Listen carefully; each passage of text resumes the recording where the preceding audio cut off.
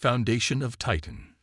The observation deck of Space Station Aurora offered the most breathtaking view in Earth's orbit.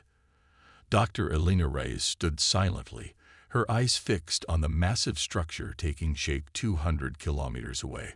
Titan Station gleamed in the sunlight, its skeletal framework already spanning 20 kilometers across. Construction drones swarmed around it like metallic insects, welding massive titanium alloy beams into place with precision that would have been impossible just a decade earlier. Impressive, isn't it? Admiral William Hayes stepped beside her, his weathered face reflecting the same awe she felt. When I was a boy watching those old science fiction films, I never imagined I'd see humanity build something like this in my lifetime. Elena nodded, a mixture of pride and apprehension washing over her. As lead physicist on the Titan project, her theoretical work on gravitational manipulation had made this marvel possible. The outer framework is 38% complete. The habitat rings should begin rotation tests next month.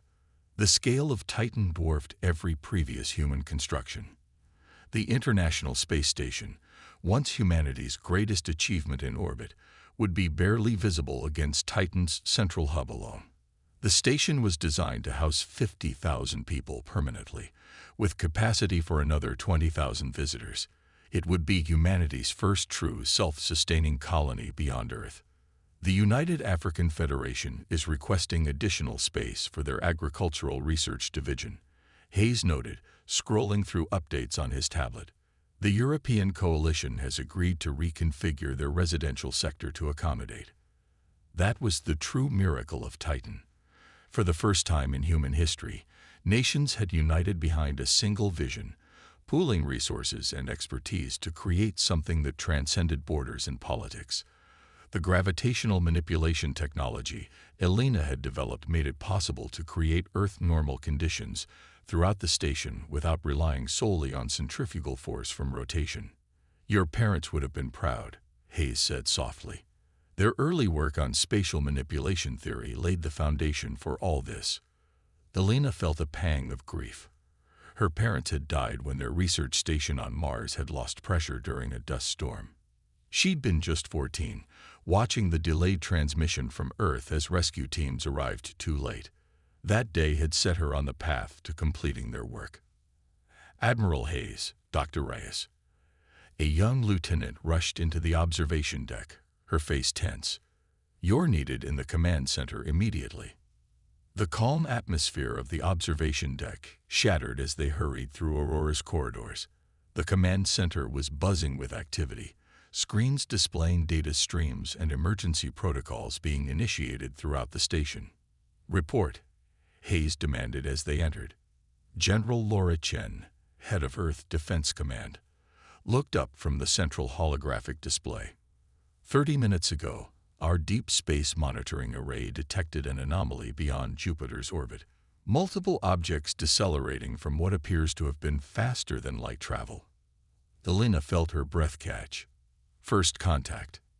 "It appears so," Chen confirmed, manipulating the display to show grainy images of sleek, angular vessels unlike anything in Earth's fleet. "We're counting 7 large ships and approximately 24 smaller craft. They're maintaining position for now, but they've rebuffed all communication attempts." "Have they shown any hostile intent?" Hayes asked. "Not yet, but they've deployed some kind of scanning technology. The entire solar system is being mapped with precision we can't even match, including detailed scans of Earth and all our orbital installations." The room fell silent as the implications sank in. Humanity had long debated whether we were alone in the universe. Now they had their answer, and it had come without warning or preparation. "What do we know about their capabilities?" Elena asked, studying the alien vessel's configuration. "Her propulsion technology is obviously far beyond ours," Chen replied. "Energy readings suggest weapons systems we can't even begin to classify. If they're hostile." She didn't need to finish the thought. Humanity's combined military might would be insignificant against a civilization capable of faster-than-light travel. 3 tense days passed. Earth's governments convened an emergency session, while the mysterious visitors maintained their position. Then, without warning, a single smaller craft detached from the alien fleet and accelerated toward Earth, stopping in high orbit. The message, when it came, was transmitted simultaneously to every communication device on the planet and in orbit. People of Earth, we are the Thorian Collective. Your expansion into space has been noted. Your technology progresses rapidly but remains primitive. Your continued development represents a potential future threat to galactic stability. We will evaluate your species. Prepare to receive our emissaries. Within hours, landing sites were established for the alien delegates. Alina found herself reassigned from the Titan project to the diplomatic team, her expertise in physics deemed valuable for understanding the visitors' technology. The Xorians were humanoid but clearly alien. Tall, with iridescent skin that shifted colors subtly and eyes with horizontal pupils that gave them a disturbingly wide field of vision. Their technology was as advanced as their message had implied. Personal shields, instantaneous translation devices, and scanning tools that could analyze materials at the atomic level without physical contact. Your species advances quickly. The lead emissary, who called himself Nexus, observed during one briefing. From primitive flight to orbital habitation in a single century, from splitting the atom to manipulating gravitational fields in less than 2. We're adaptable, Alina replied carefully. Knowledge builds upon knowledge. Indeed, Nexus turned his unsettling gaze to a holographic display of Titan Station. This construction, its purpose, habitat, research, a stepping stone for exploration deeper into our solar system. Nexus made a sound that might have been amusement. Your species consistently disguises its military capabilities within civilian projects. Inefficient, but interesting. The diplomatic meetings continued for weeks, but a sense of unease grew among Earth's representatives. The Xorians asked endless questions but revealed little about themselves. They were particularly interested in Alina's gravitational manipulation theories, requesting detailed explanations of her work. Then came the night that changed everything. Alina was working late in her temporary lab when Admiral Hayes entered, his face grave. We've intercepted communications between the Xorian delegation and their fleet, he said without preamble. Our linguists have only partially decoded it, but the intent is clear. They're not here to establish relations. They're assessing whether we represent a future threat worth eliminating now. Alina felt cold dread settle in her stomach. They could wipe us out without effort, which is why we need to demonstrate that attacking us would be costly, Hayes replied. I've been authorized to show you something. The Admiral activated a secure terminal, bringing up classified designs that made Alina's eyes widen. They were modifications to the Titan station, weaponizing her gravitational technology on a scale she'd never imagined. You want to turn Titan into a weapon, she whispered, the implications dawning on her. Into an actual Death Star. Not exactly. We're calling it a defensive platform. Your gravitational manipulation systems, if reversed and amplified, could create localized distortions capable of disabling or destroying vessels at considerable distance. Alina shook her head, backing away from the terminal. My work was meant to create habitable environments, not weapons. We're talking about technology that could tear ships apart at the molecular level. Technology that might be the only thing standing between humanity and extinction, Hayes countered. The Xorians haven't decided our fate yet. If they see we can defend ourselves, they might reconsider any hostile intentions, or it might provoke them into immediate action. That's a risk we have to take. Hayes' expression softened slightly. Alina, I know this isn't what you envisioned, but we need you. Humanity needs you. Alina stared at the designs, her mind racing through calculations and consequences. The moral weight of the decision pressed down on her like a physical force. Her life's work, her parents' legacy, transformed into an instrument of war. If I help you with this, she said finally, I want guarantees. This technology can never be used against other humans, and if the Xorians prove peaceful, we convert it back to its original purpose. Hayes nodded solemnly. "You have my word." As Elena began studying the modifications, a thought occurred to her, one that sent a chill down her spine. Perhaps this was why advanced civilizations might fear emerging ones, not because of what they were, but because of what necessity might force them to become. The next morning, construction priorities on Titan Station were quietly but drastically altered. The race against time, and against alien judgment, had begun. Guardians of Earth. 5 years passed. The massive sphere of Titan Station hung in Earth orbit, no longer the skeletal framework Dr. Elena Reyes had observed from Aurora Station, but a completed marvel of human engineering. Its gleaming surface concealed technologies that had advanced decades beyond what humanity possessed before the Xorian arrival. Commander Kai Chen stood in Titan's central control hub, watching holographic displays tracking objects throughout the solar system. As military commander of humanity's most advanced installation, he carried the weight of Earth's defense on his shoulders. The Xorian delegation had departed 4 years earlier, leaving behind only automated monitoring platforms at the edge of the solar system. Their final message had been cryptic: "You will be evaluated when the time is right." "Status report," Chen requested, his voice calm despite the tension that never quite left his shoulders. "All systems nominal, Commander," Lieutenant Sofia Volkov responded from her station. "Gravitational field generators operating at 97% efficiency. Defense grid fully operational. Civilian sectors reporting normal activities." Chen nodded. On the surface, Titan operated as originally intended, a self-sustaining habitat for 50,000 permanent residents. Scientists, engineers, artists, and their families lived in rotating habitat rings with Earth-normal gravity, working on technologies that might someday help humanity reach the stars.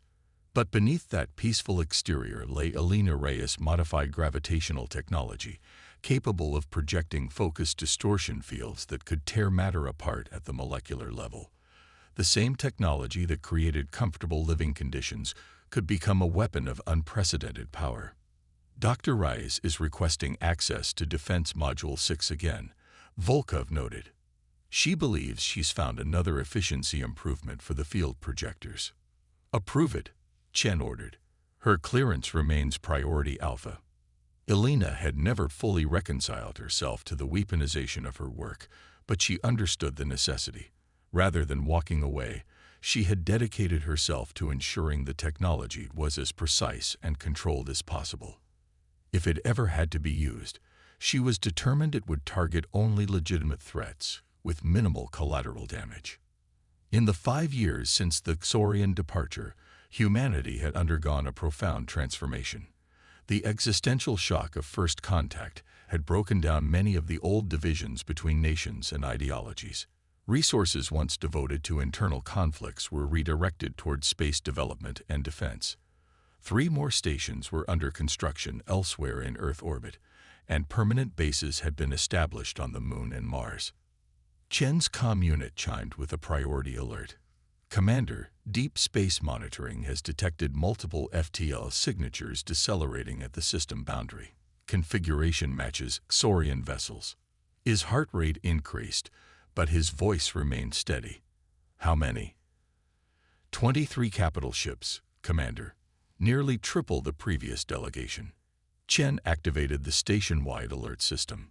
Throughout Titan, civilians began moving calmly to designated secure areas, while military personnel assumed battle stations.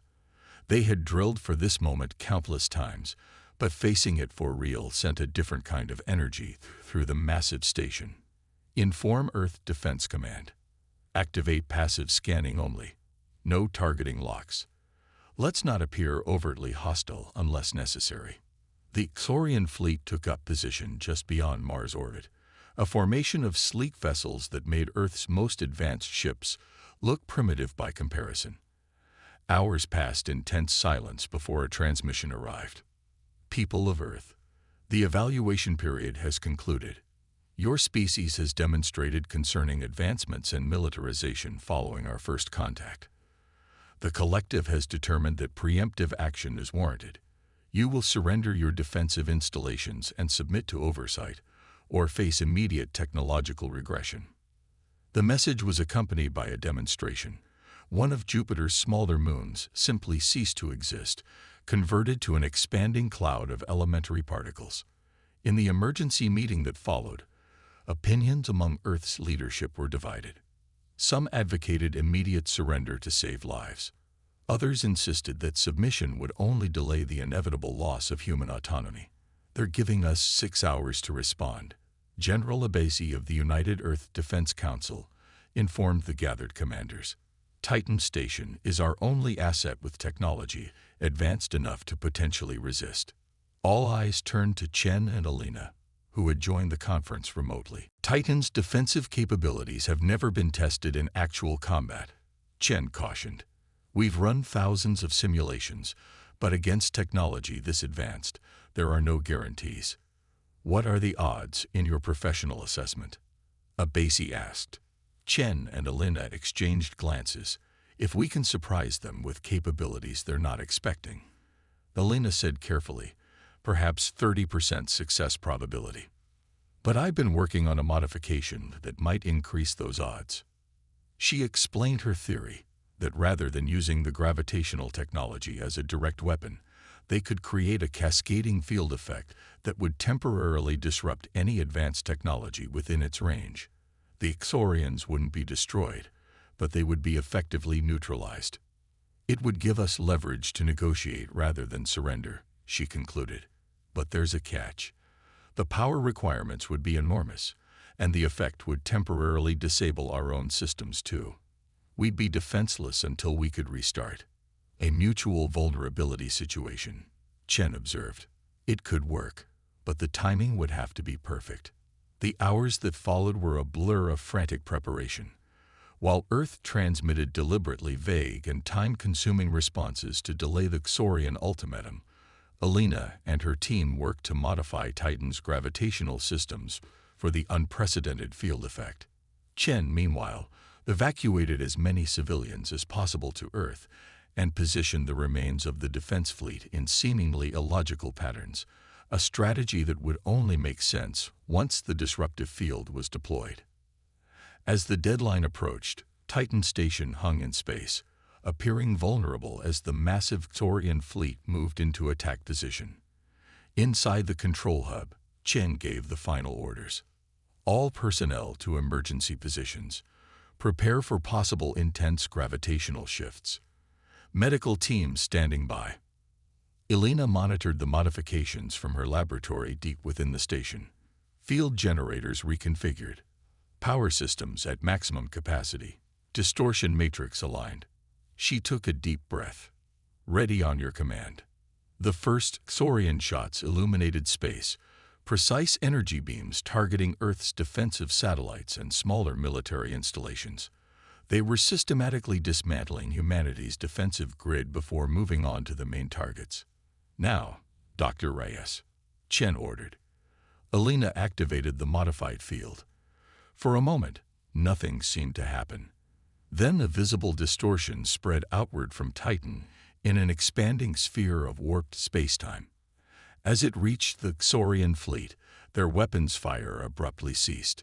Ships began drifting out of formation, their propulsion and stabilization systems offline. But as predicted, Titan itself went dark. Emergency systems provided minimal life support, but the station was effectively defenseless, drifting slightly from its original position as stabilizers failed. In the darkness of the control hub, illuminated only by emergency lighting, Chen waited tensely. If the Xorians had backup systems immune to the disruption effect, Titan and Earth would be at their mercy. Minutes passed. The distortion field began to dissipate naturally, and systems throughout Titan slowly came back online. The first sensor readings showed the Xorian fleet in disarray. Vessels drifting, their formerly perfect formation scattered across thousands of kilometers. It worked. Elena's voice came through on the partially restored communications. Their technology relies heavily on quantum mechanics and exotic particle manipulation, exactly what our field disrupted. As Titan's systems returned to full power, the human defense fleet moved into the positions Chen had planned, not to attack, but to establish a defensive perimeter that would require the Xorians to fire through their own disabled ships to reach Earth. Hours later, when the Xorian systems finally began to recover, a new message arrived from their command ship. Your defensive capability was unanticipated. No species at your development stage has previously demonstrated such effectiveness against our technology.